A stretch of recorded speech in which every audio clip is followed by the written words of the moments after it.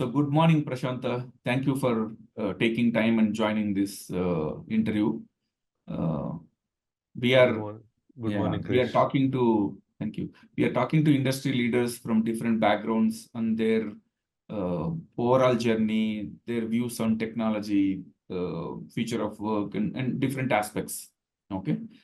So for you, we will start with your schooling because I looked into your profile and found that you studied at Satisai school.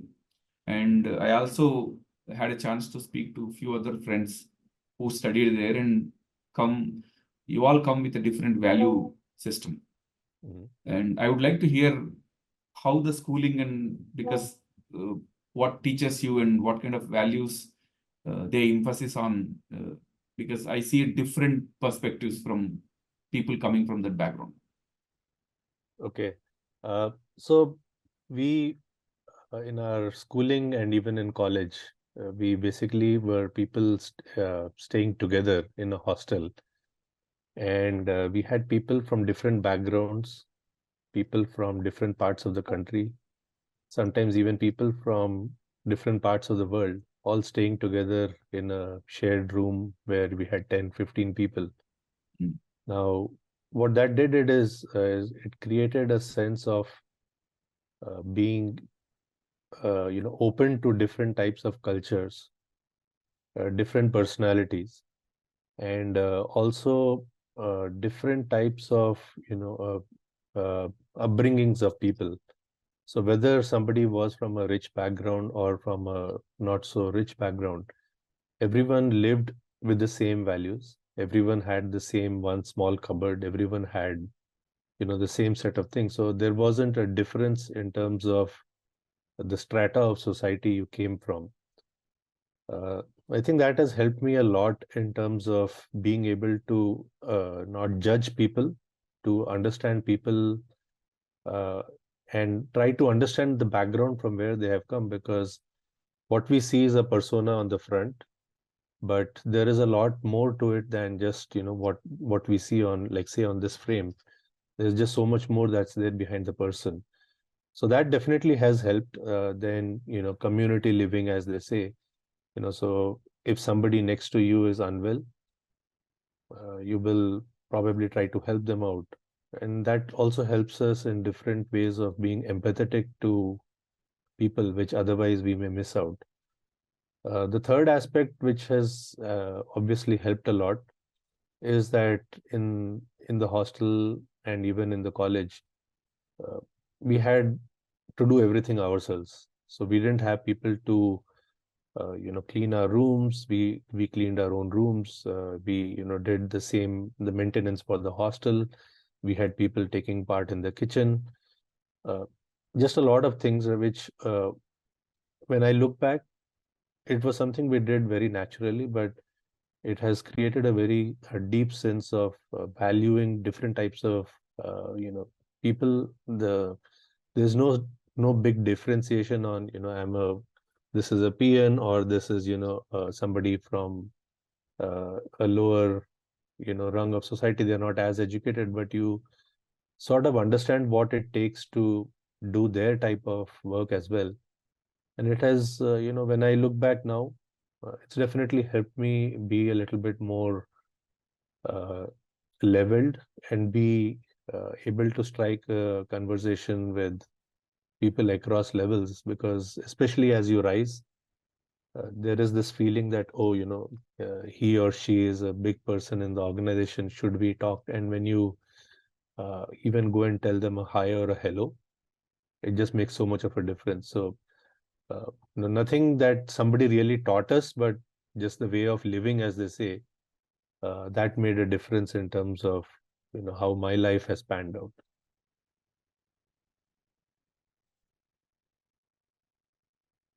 Sorry. After that, you started career like around late 90s, before millennia. And with SQL Star, I remember SQL Star when I believe it used to even provide training also. Yes. Yeah. Yes. Yeah. I was about to join, but I didn't. I ended up not joining. But one of the very reputed institutions in those days. And then moved across multiple companies, sum total EA, Then in the last two stints, you were with Altruista and Napier in the healthcare domain. You have seen pre-laptop era. Probably you only had to go to office to work on desktops. Mainframes were still the main systems in those days. And then all the way to Web 1.0, 2.0, here we are in the AI era. How do you see your whole career journey?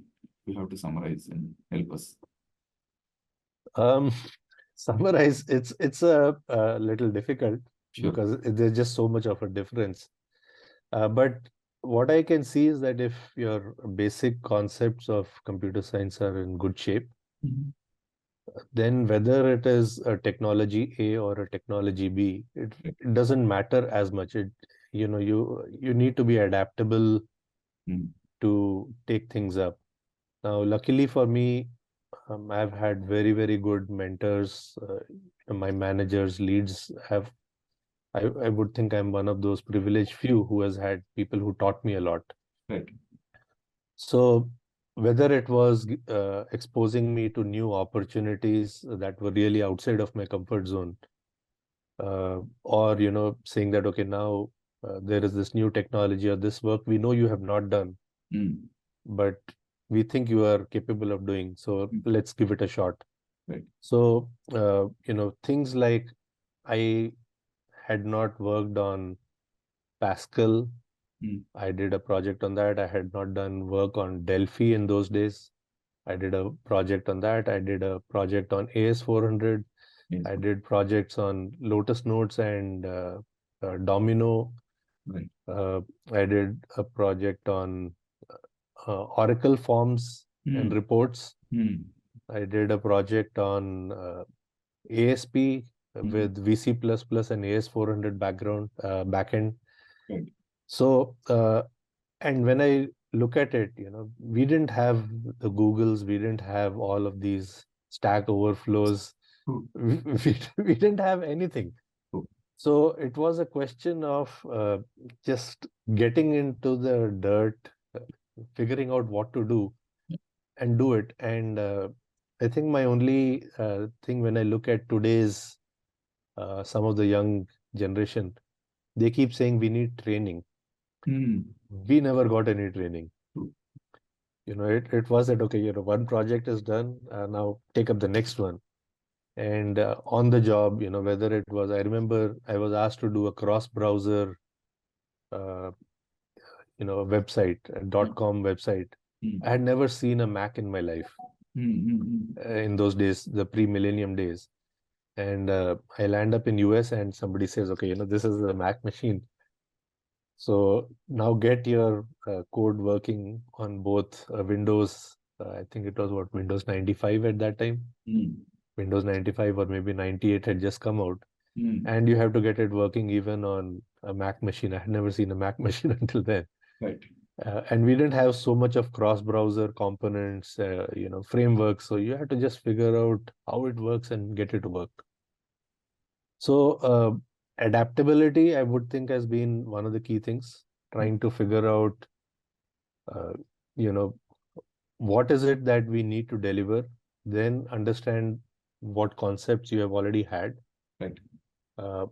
What frameworks or what is the capability of the new platform, and then try to gel both of them and make a path. And that has actually been very helpful. So, there are certain skills which are transferable. There are certain skills which are not. Yeah. So the ability to pick up a new language or a new platform has always been there with me. So like you said, I worked in learning management, then moved into gaming, where it was all C++ and Xbox and PS3 and PS4 had just come out at that time. Okay. Making a transition from that into healthcare on the payer side and then healthcare on the provider side. They're very, very disjointed fields if you try to put them into a Venn diagram, right? There is no correlation. Maybe in the healthcare payer and provider, there's still some overlap, but all the others, there was really nothing. But the concepts of, how do you design, how do you tackle performance, how do you tackle security, how do you look at technical debt, how do you lead engineering teams? Those are transferable skills, even though the domain may change. So being able to learn new stuff, being able to take some of my transferable skills and then apply it has actually been what I would think is the magic portion for me, that take two of these together, and like you said, things that we learned during schooling in terms of just being open to people, you put those three together and it's a very potent mix to not get bogged down by problems, but just go face it. Yeah. And you have this habit of gifting a book, and we both got connected through the same means, right? If you could tell us how it started, and do you still do it? If you could throw some light on that. It's interesting you bring this up, because just 2 days back, somebody gifted me a book. Fantastic. And I owe you one. In fact, when I was driving, I didn't get enough time to get the hard copy. I wanted to give you in hand, but we will do that. Yeah, go ahead if you could share. So many years back, I was in a dilemma, trying to figure out how do you manage to work in a corporate, grow in a corporate, as well as if you have certain value systems, how do you balance out both? Because that was probably around the time the stock market crash of 2008 happened. It was roughly around that time, right? So and prior to that, we had heard of things like Enron, and I think there was Satyam might have happened. Satyam happened. There was I think one more mobile carrier or someone, that had happened in the US. And so there was all of this thing that does business come at the cost of anything else. And I happened to be part of a group where, one person said, "Hey, I have this interesting book. Would anyone be interested?" That's a person I do not know, and I do not even remember how I managed to enter that Yahoo group, I think, at that time. Right. And that person sends me a copy of that book and says, this will probably be good for you. Very good. And after that, as I would talk to different people, if I find that they have similar, problems or thought processes, how do you balance out both? So I would gift them that book, or, then it started becoming more, I would say, not a really planned out thing, but if people would approach me, and this also happened with early in my career, I had some managers. Every time I faced a problem, instead of giving me knowledge or gyan, as they say, I would be given a book. So it was a question of me reading a book and figuring out my path myself. And it has helped me in two ways, because one, I had to forge my own path. Second, it inculcated the habit of reading, which today is, with all of our distractions and our attention spans, I feel that's a really needed skill. And so when I get an opportunity, once in a while, I just gift books. And, if people read it, it's helpful. Because for me, a lot of growth has also happened by reading books, and then in my mind trying to figure out, okay, how do I take it to work in my context? Because somebody else may, and it's the good part of it is that all the books that have been gifted to me are mostly books that people have read. So, it's a suggestion from their side that this may be helpful. So 2-3 years back, I was gifting a lot of books. So the thought came that, yes, I'm gifting it to people I know. So why not try to, give to people whom I don't know? Very good. So that is how, I think you reached out. Both connected, yes. We both connected. Yeah. So there are other uses of LinkedIn platform, right? So there are things like this which you could do, which connects people in a different way. Even probably LinkedIn might have not figured out this use case. But after we both met, in fact, I was showing that our selfie to some of friends here and sharing to them, hey, this is how we both got connected, and all of them got really inspired. They really loved this habit, this notion of life. Yeah, it's a very, very good way. Yeah. Yeah, and this is one takeaway from me from our meeting, Prashantha. Thank you so much. Thank you. Yeah, you are now part of this Fractionals United, working as a fractional CTO, where instead of working on one company's vision for X number of years, now you uh, provide your support and help to many companies in many different ways. How is this experience shaping up, or if there are a few points that you can share with us, what we can, yeah. Yeah. So I would say it's again been a transformative journey. So generally when people reach, 10, 15 years of experience, you get into a place where you're looking at employability, not necessarily marketability, right? Right. How do I do certain things so that I can get a job? Not necessarily is it something that is giving me immense joy. Am I really adding value versus, yeah, I need, there are cases where, yes, people need money to get, their past their day-to-day issues, or maybe, the long-term vision of how much they need. But then I reached a point where uh, I said, I've been part of companies that were growing. Yeah. They grew 4x, 5x in the time since the time I joined, and in a span of 4 or 5 years, that's actually a good growth. Whether it is in the number of employees, whether it is the number of customers you have, whether it is the revenue of the company. And as I looked at it, uh, and I was reflecting on it, I realized that there are other companies. Uh, we were not unique in the fact that we had technical debt. We were not unique that we had performance issues. We were not unique that we had security things which were not at the topmost level. We didn't have the best CI/CD pipelines. There were a lot of things.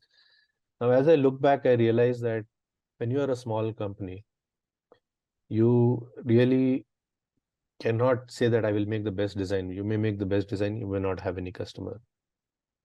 So you have to make trade-offs, you have to make choices.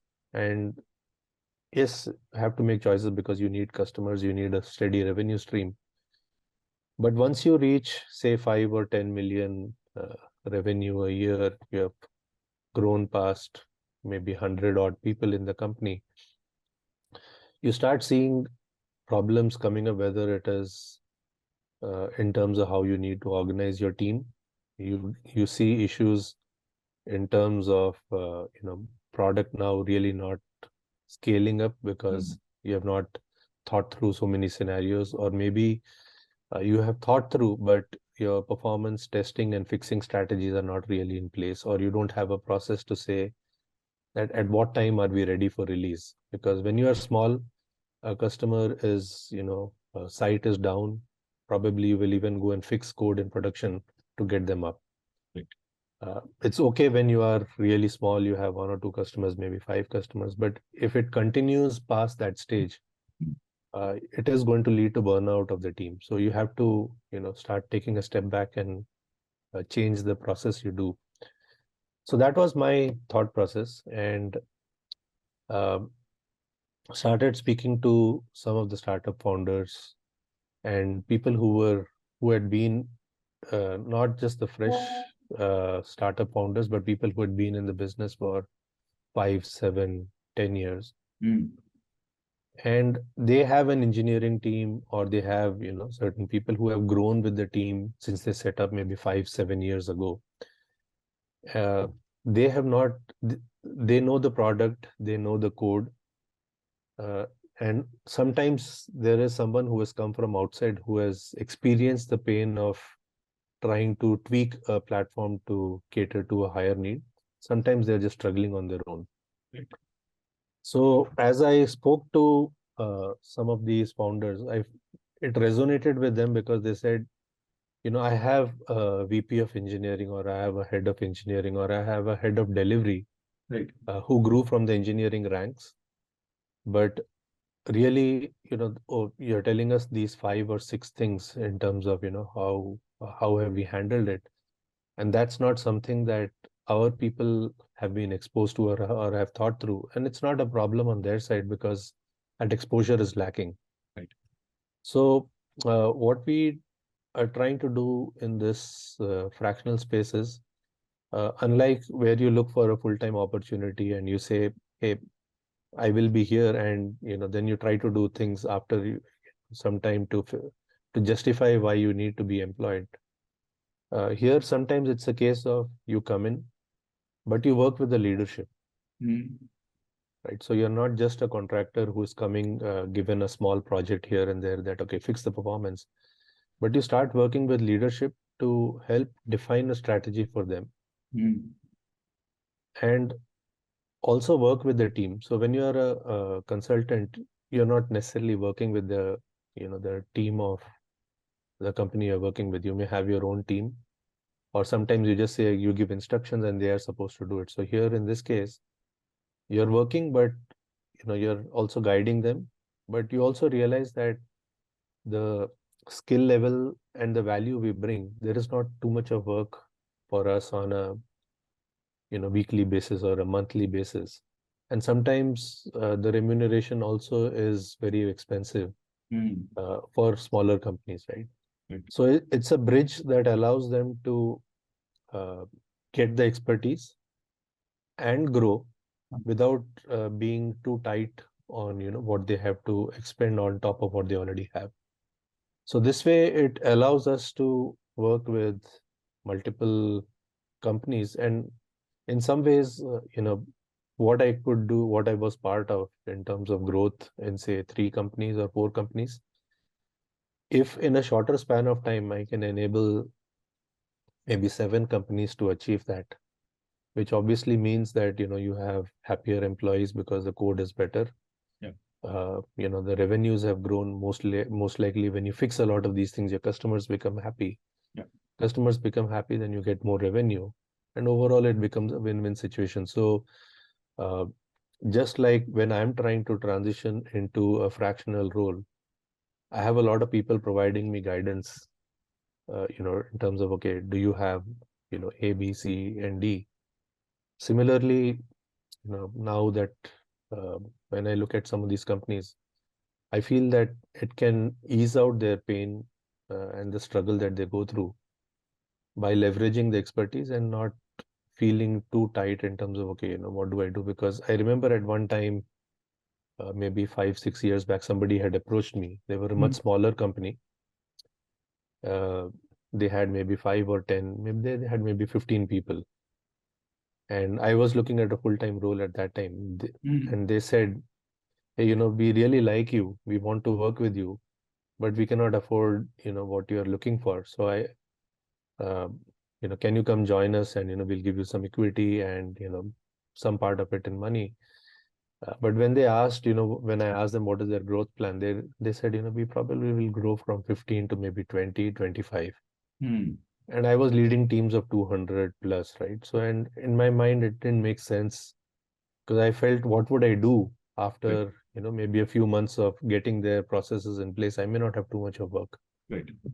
But at that time, I was not ready for fractional. But Mm. if that was there, then maybe that company eventually they got sold. I'm sure they would have got sold at a much higher price point, than what they got, because we would have fixed a lot of stuff that, in the eyes of a VC or a PE or a buying entity, they also look at how well, your code is organized. Because I have been part of companies that got acquired, and I know those were, or even when we were looking at companies to acquire in the past, we would definitely look at how their code was structured, what were the processes they followed, how their CI/CD pipeline looked, how much of automated unit testing they had, etc., etc. So uh, while your day-to-day issues are getting sorted out, if you don't start looking at addressing this, eventually when you're looking at an exit, it starts becoming a painful thing. So why not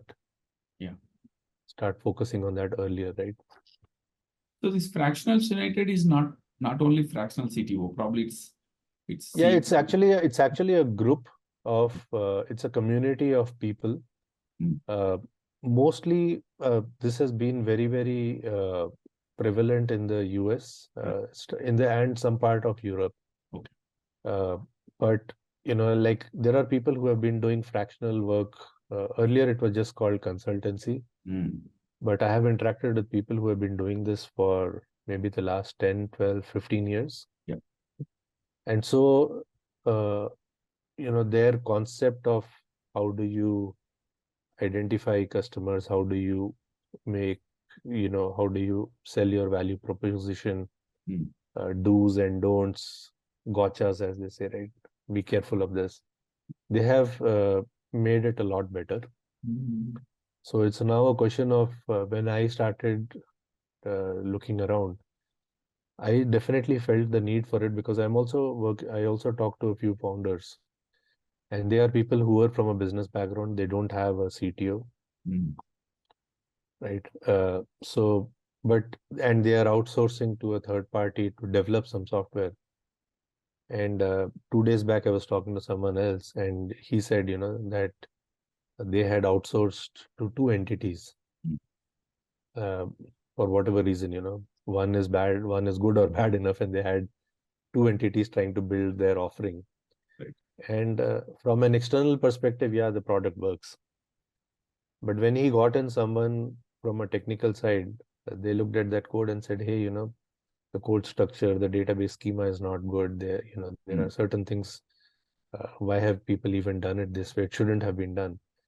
But the end customer doesn't see it because, they haven't really reached that critical volume where these things start really showing up, right? So there are multiple things like this where a fractional person can actually help out. Very good. Very good. And like we discussed, you have seen different phases of this whole technology ecosystem and how India also grew from where it was and where it is today. The whole world moving, making leaps and bounces in technology. And the world of work also is going through profound transformation. We never thought remote work was going to be prevalent and possible also, right? Which it is. Corona has shown us it is. Where do you see we are going from here? Your definition of future of work, how technology will shape our work and life, if you can throw some light on that. It's interesting because I remember when I started my career, there were times when uh, we had to stay in the office because that was the only place you had network connectivity. I had a dial-up modem which half the time wouldn't work, or even if it worked, I couldn't do anything meaningful other than just browsing the net. Right. So there was no question of laptops. No, nobody had laptops, and very uh, high-ranking officials only had few. You could count the number of laptops. Yeah. We had uh, video conferencing. There was no video. The network bandwidth itself was low. Even audio conferencing was not there. So you had to dial in through a number. Yeah. And God forbid, if power went, your call got disconnected. Right. Right. So from those days, we didn't have chat, only emails, to now where you have things like Slack, you have Teams, you have so much of documentation on Confluence, you have Notion, you have, Coda, you have just so many tools. Uh, I think the future for me needs to be a mix of hybrid, Okay. where you're interacting with people and also, having the flexibility of not spending too much of time commuting. Yeah. Because, like I said, one of the books that somebody 2 days back, a classmate of mine from school days gifted it to me. It's called The Sapiens, and I just Okay. started reading it yesterday. Very good. And it starts with humans are social beings, right? COVID pushed us into situations where we were working from home, not meeting anyone. But there are certain benefits of meeting people, and especially if you have a good team. If you have colleagues or if you have a work environment which is not very conducive, then obviously people will not feel like traveling. Yes, there are some people who are introverts who may not like interacting with people. But for me, I may not be an extrovert, but I definitely enjoy meeting people because, uh, like, say, we met few days back. The type of interaction we had in that wouldn't have been possible on a formal Zoom call or, a conference call or, on even on a phone call. There are certain things that come out on those that don't come out, in these other formal calls. Also, that when you're looking at someone on a screen like this, you form opinions or a judgment of how that person is. Mm. And sometimes it is very, very different from when you actually see them. Mm. So sometimes, my perception of, oh, this guy must be a short guy or this guy must be a hefty guy, it just randomly changes when I see people physically, right? So when you meet them, it's a very different vibe. But yes, I have friends who say I work only remote, I don't meet anyone. Mm. There are both those extremes, and there are people who say if I don't meet someone today, if I haven't met 20 people in a day, my day is incomplete. Understood. uh, You're right. in fact, I had one person during COVID or maybe just after COVID. He joined the company during that time and he was leaving also when hybrid was not yet in place. Right. But yes, people used to go to the office once in a while. And he was a team lead or a manager, I think, if I remember right. And the day was his last working day. He says his entire team showed up in office because he had never been on video. Okay. So they hadn't seen him. And his photo on his WhatsApp was Right. something very old, Mm. very dated photo. LinkedIn wasn't up to date. So they said, we want to see who's this guy we were working with. Mm. So they showed up in the office, not that he invited, but they showed up, that, okay, we Yes, want they to see wanted our to man. see him. Yeah, very interesting. Yeah. So I've seen both sides of it, and I've seen another friend of mine who is a very social guy. Right. And now his company is mostly remote, Mm. and he's in a supporting function. So Okay. he doesn't even have a place to go. So, sometimes when I meet him, he's like, come, actually, let's the two of us go out for a coffee, or you come home, let's talk.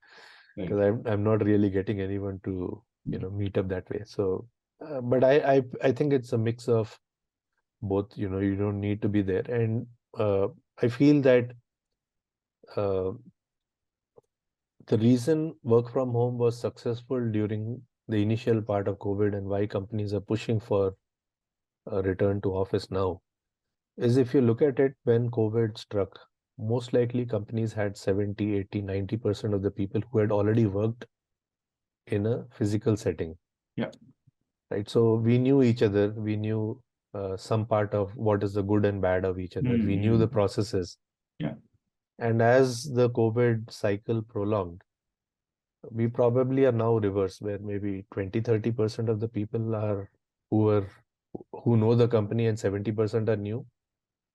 And when somebody is new, they don't understand the culture, they don't understand the ways of working. Even simple things like in one of my previous organizations, I would see people say that, we saw our lead or manager, their status as read in Teams or Slack. That means they're busy. Yeah. And they didn't feel empowered enough sometimes to even just drop in a note saying, hey, whenever you're free, can you just help Mm. me out? Because there's no Whereas rapport built there's no rapport built, directly. right? And it is a very Mm. formal thing. If I do this, maybe that person will feel, Yeah. I will disturb his or her work. So let me wait. True. True. So that wasn't necessarily the case, I remember, during COVID. Now, there are pros and cons because then people will disrupt you Yeah. whenever, and you cannot do focused work, but you can manage it. So that's the reason I feel that people need to meet. Again, that's my view. I have felt that, the need to meet people and be there, but it's again for each individual. So, Prashantha, one thought process. I mean, there is a bigger philosophy on our platform, but let's go step by step. Our father's generation took a job and more or less retired in that job. When we took job, we took multiple jobs over a period of 30. I mean, we had to complete our careers, but let's say we take around 10 to 15 jobs in a 30, 40-year career. And this whole fractional thing coming up. And the expectations or definition of job for our next generation, for our kids' generation, and their kids' generation is going to be completely transformative, completely different. They may not even look for a job, they may look for work, right? We think that careers may not exist, jobs may not exist, but work will exist, right? So, and if we expand on that thought process, the whole companies where we see lakhs of employees now may not necessarily have lakhs of employees on full-time payrolls. We need core team for any given company, and everything else can be done by engineers. Engineers are people not necessarily their employees, right? And that may even go well with the next generation kids, because that's what they want, the operational freedom. They take work, do it, and move on, right? Do you also agree with this notion? Do you foresee? So interesting, because after 25 years of work, I took a little break, and then I'm into something else. And I do interact with people who are 25 years of age. Yeah. Right. Who have worked 1 or 2 years, and they have told me I'm taking a break. So we took a break after a long time. Yes. The current generation, probably because if you look at that Maslow's hierarchy, right, all the basic needs are taken care of. Correct. Correct. The quality of living is also much better off. Yeah. So what I am seeing with my family and friends circle is that yes, they want to work, but they want to work on their terms, not necessarily on the organization thing. So a simple thing that somebody mentioned to me would have been unthinkable in my generation, right? So like I heard of this, and it got me thinking, because a 20-year-old, 25-year-old guy or girl, I don't know, they were on their way to gym at 8 in the morning, and the manager calls that, hey, there's an urgent issue, can you look at it? And the person says, sorry, it's my gym time, I have to go. We would never do that. We would rush back and and we would probably have felt apologetic. Correct. that we didn't check our email before, things like that. Feel very guilty. Yeah. There are two ways of looking at it. One is, yes, this generation is focused on health and what their priorities are. Yeah. But then I also see the reverse, where sometimes people do take things for granted, that it's okay if I don't do. So that balance probably needs to be struck somewhere in between. You and I cannot define that balance, right? So that generation, as they go through it, they probably will figure out for themselves. But like you said, the nature of work will change. Certain skill sets which were there 25 years ago, they don't exist, or they exist, but they are in such a minority. But has it meant that there has not been employment? In fact, there has been more employment now than what it was 25 years ago. So the employment probably will be there in different ways. And I'm also seeing people called digital nomads. Yeah. Right. So the number of people who want to explore life, and not just be restricted to the place where they were born. Like you said, our parents were born, brought up, and possibly, passed away in the same place. We were born in one place. Some of us were brought up in a different place. We're living somewhere else. We don't know where we will pass away. The current generation, born in one place, studying somewhere else, living somewhere else, want to enjoy in a third place. They want to explore life because those are the possibilities, right? So, Expanding on that, actually, our whole umbrella philosophy for our platform, I do see, is Life 4.0. Okay. Because in Life 1.0, we were all hunter-gatherers. We used to wake up with the sun, hunt for food, and sleep. In Life 2.0, we moved near water bodies, wherever water bodies existed, mostly relying on agriculture and cattle. In Life 3.0, we moved wherever opportunities existed, jobs existed. This is when Industrial Revolution thrived, and followed by Information Technology Revolution, and then followed by Internet Revolution. Right? This is when cities thrived. A lot of cities outgrew. We believe we are at the end of Life 3.0 and beginning of Life 4.0. And what we think will happen is people will explore the world, because technology allows us to connect from anywhere, work from anywhere. Location will no more be a barrier. And a lot of countries are also issuing nomad visas now. So our next generation and their next generation would be, people will be on the move. I can live in Bangalore for a year, go to London for 6 months, and you will live in New York for another 1 year, go to Australia, Africa. It just doesn't matter, because that's what gives me fulfillment now. Not necessarily my basic needs of a job and monthly pay and whatnot, right? Because these are all done. The next evolution would probably exploring the world, working on different aspects. It's not a job, it's work, project-based, outcome-based. Even pay would be like that. And my definition of weekday would be your weekend. Your definition of your weekend would be my weekday, whatever, right? I mean, vice versa. That's what we think is going to happen. And we want to enable that on our platform, bringing work to people wherever they are based on their skill set, experience, and niche. And what do you think about this, Prashant? so the fact that we had job portals, only for full time and maybe Yes. contract work, Yeah. Contract to hire was what was the term that was used, right? So we had job boards only for that. The fact that you have a proliferation of remote and contracting sites where I can take up a project, I see some things as simple as I can set up your Zoho account for you, Correct. right? Uh, I'll charge 100 rupees for it. Yeah. Right. So versus on the same platforms, you'll find people charging for $500 an hour for a different expertise. Correct.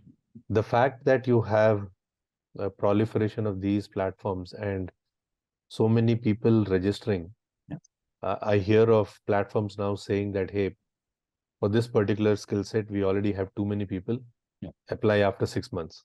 Very interesting. Right. Yeah. Because there's just so many people who are registered, and the good or bad part of it is whether it was driven by the frenzy of hiring that happened 2 years back, over hiring, or burnout happening for a lot of mid-career professionals. Yeah. There's just so much of there's so much of talent available that these sites are seeing. You just see a new site coming up every second, third day. You are even seeing sites come up for mentoring. Sites focused on mentoring for college students, sites focused on mentoring for young professionals, for mid-year, for mid-career professionals. So you have just so much of thing that is enabling people across regions, across across industries to meet with each other and talk. So, yeah, like you said, the thing is that people need, since the basic needs are taken care of, yes, there is still a large part of the strata which we encounter, which is still struggling to meet the basic needs. And yes, there has to be, something where they can get jobs, they can get some amount of certainty. Because you do come across people who have lost, their main earning member early on, and there are real struggles that they go through. And then there is this other part which has a lot of things sorted out for them, so they can look at things differently. So I would think that you will still have mix of both. It cannot be only one or the other. Sure. So you need to have a mix of both. And platforms like iDo's just makes it easier for instead of being an individual contributor, right? So if like say most of the platforms that remote work platforms I have seen are somebody who says, hey, I need somebody to fix this SQL performance issue for me. Can you make this website for me? Yeah. Right. So it's a very transactional, Yes. tactical one unit of work. Correct. But the moment I am looking at, trying to put together a sequence of items that need multiple skills, the current way is only to go and look for companies that provide you manpower, the services companies. Yes. But where I think platforms like yours are good is it enables like-minded. So if I have 5 of my friends who have complementary skills, and I don't really want to go through that hassle of forming a own company and whatever goes on with it, I come register on a platform like yours. And as work comes in, because I have an understanding with the 5 people I have worked with, I know, what's our style of working. The platform really enables me as a group or a team to deliver without having to market ourselves as, hey, we are yet one among the 20 other people who are there in the market. So I would think that, it'll be a mix of full-time, it'll be a mix of remote, it'll be a mix of platforms like yours. And we do not know what else may come up. will come up, right? It may even be like we used to have, what was that? These people would suddenly show up in a mall and dance, right? Oh, yeah. I see what you're saying. So it may even be in the worst case, right? Okay, I am a SQL guy, you are a PHP guy, this fellow is, a DevOps guy. Right. And some random AI algorithm matches us and says, hey, like a mixed doubles in tennis, right? 3 people, 5 people, complementary skills. Hey, you're looking for work. Yeah. I can match this for you. Why don't you come together and work? You never know how things will pan out. True. That is true. Closing on the closing thing, lot of our, in fact, almost everybody, there are aspects that our resumes, our profiles do not speak, and that actually is what we are. So because most of the profiles are like our education and where we worked and what we accomplished. There's a lot that happens out there that which we don't mention and which actually defines us, who we are. Are there any aspects in your life that you want to share which your resume doesn't speak? Yeah, there are quite a few, but I will cover on maybe 1 or 2. So I've seen my parents grow up, we grew up under their guidance, right? They were always open to looking at people from, different strata of society and helping them out. So there are many times where, people will do contributions or donations because they get some tax relief. Okay. Right? That's how you do initially. But then when your inner urge is really to help people out, whether you get a tax relief or not, it really doesn't matter. Right? Your intention is to help somebody grow. So I have seen my parents sponsoring children's education for many, many years. I have seen them, that, okay, there is, somebody has gifted a lot of clothes, they are just lying, or utensils, and there is a not so fortunate person's marriage happening. So, just gift them and it becomes a good way for them to set up their home. Or monthly groceries for, people who are underprivileged, who are just barely managing to make ends meet. So when you see instances like that, it just forces you to think differently as well. Right now, there's really no place to put this on a resume because the resumes are all made to become ATS friendly, right? We are all driven by algorithms. We are not driven by our core human nature. So that's one.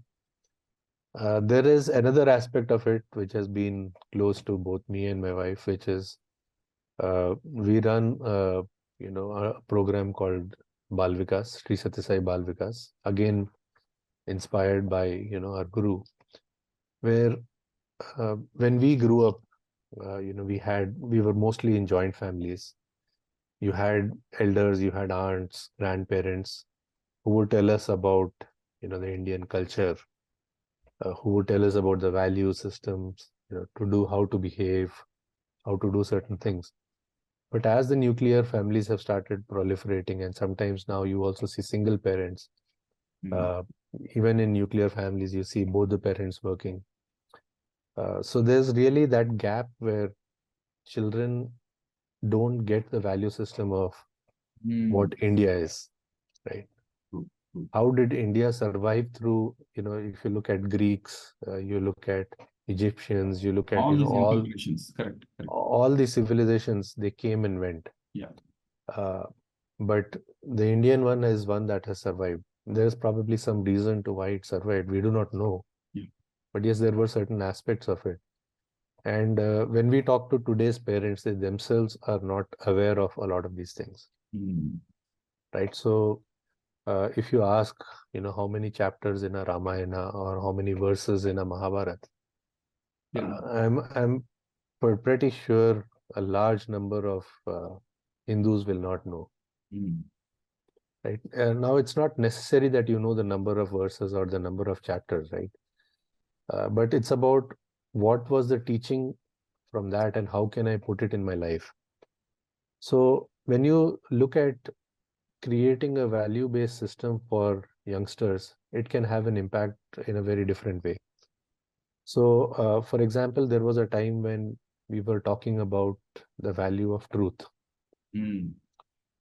And one youngster, I think maybe he was in 10th or 11th, if I remember right, somewhere in that age.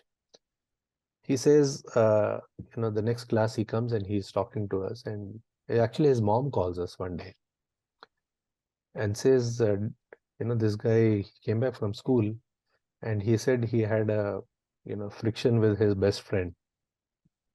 So the mother asks, why did you have a friction with your best friend? And he says the best friend was telling him that, why don't you show me your paper because I want to copy some answers. And it was a topic we had taken a few weeks before where we had talked about, being honest and not allowing things like cheating. And we didn't really anticipate that kids would internalize and put it into action so quickly. And 2 weeks later, this guy has done something like that, right? Another case where we talked of, being helpful to, we have enough, but are we sensitive enough to the needs of, say a watchman or somebody else? And so case like, somebody has got a birthday gift or, there's a birthday coming up and the child says, let's go to an orphanage and celebrate my birthday. Whereas most kids will say, let's go to the mall, I want a fancy party for myself. And this kid says, to his parents, let's go to an orphanage and celebrate with them. When you hear the impact of those stories on the lives of, these young hearts and souls, it just is very satisfying. And all the other work pressures we have, it just takes it away from that when you see that you're able to make somebody many years ago had told me, if there is one scoundrel less in the world, it's a better world. That is true. Very well said. That is true. So not that every person becomes a scoundrel, but if again, it's not to say that the parents don't coach. Parents do give a lot of value education as well. But then there are these additional inputs that come in, like we said, right? Like the role of a fractional. We play that role where we give them some additional inputs, which helps them stay more grounded. So, there are aspects like that which we look forward to on a daily, weekly basis. Children, then again, we hear that children today don't have patience. Um, it is something where we see children coming, spending 2 hours with us every week. Uh, I have seen so many cases where parents tell we had to change our plans because the child said, I have a class uh, at this time, right? And the good part of it, it's a free class. There are no fees. Right. So they are able to see the value. So they tell their parents that you have to change your schedule to accommodate this class. I will not miss it.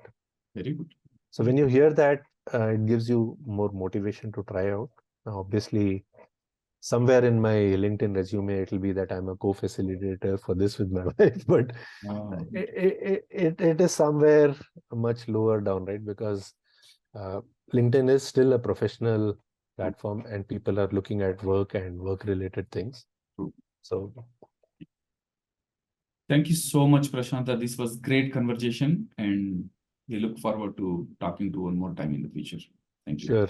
Thanks for reaching out, and pleasure that, so many times we do things, but it just lands somewhere in a black hole. But the fact that you have stayed connected more than me, is also very heartwarming for me. So thanks and best wishes for everything that you're doing.